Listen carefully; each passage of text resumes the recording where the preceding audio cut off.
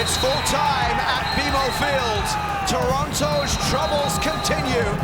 Hi everybody, welcome to another After 90. Marie Papadakis alongside Gareth Wheeler here at BMO Field after a 2-1 loss to the San Jose Earthquakes.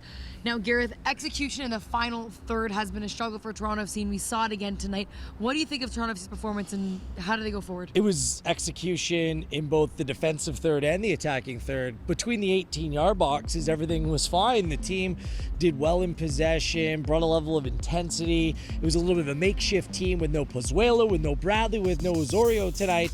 But you're right, Maria, and Greg Vanney echoed those sentiments post-game. The execution needs to be much better on both ends. You just don't like the way that those two goals were conceded. Chris Wondolowski just set the record this last week for most goals in Major League Soccer history. He's now up to 150 now because 2 goals were gifted to him tonight. You need to know where he is at all times. And in the attacking third, TFC goes up early, gets the early goal, and generated all kinds of traffic in and around the 18. I just find that they're a little bit too predictable at times, lacking the necessary creativity around Josie Altidore. You need more pace, you need more attacking intent, and you need to get those shots on target. So the frustration is palpable with this team because it's not just tonight. This has been a recurring theme over the last few weeks.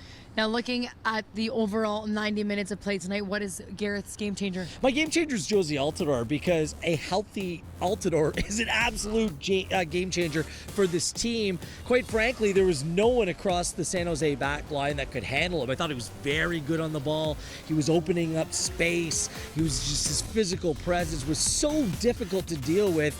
I don't even think it's just about tonight, Marie. I think it's going forward.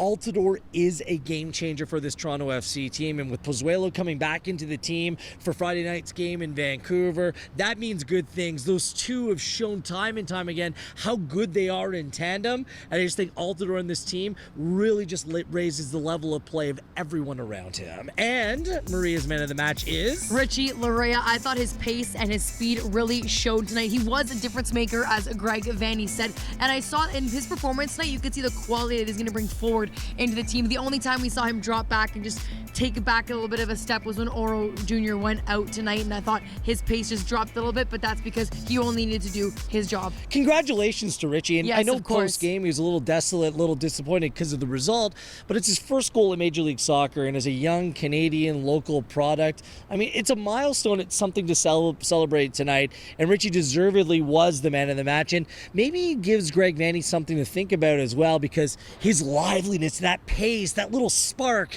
maybe they can use that, providing a little bit of width in a more attacking role going forward. So it really gives the head coach, maybe a different player that can bring something different to this team. So hopefully the spirits can be lifted. Like, there's no time to dwell on this. There's a lot of big characters in this room, a lot of leaders. Hopefully Bradley, hopefully Osorio will be back very soon, and this team can get back down to business, picking up points, because they know that they have a better team than what they've produced over the last few weeks. It's now about going out and showing it. I know we're talking about a bit of difference makers. I thought Liam Fraser also had a great performance tonight, filling in some big shoes, and Greg Vanney said it himself. He did what he needed to do tonight. So what are your thoughts on Liam Fraser, young Canadian guy coming out there tonight? Again, another player that maybe can play alongside Michael Bradley in a double pivot, playing a little bit of a different formation. He did well tonight. The young players did well tonight, but as a whole, the team, just in those critical moments, just weren't able to execute. Well, the Reds will be in Vancouver next Friday, but for everything Toronto FC, keep it locked in on TorontoFC.ca.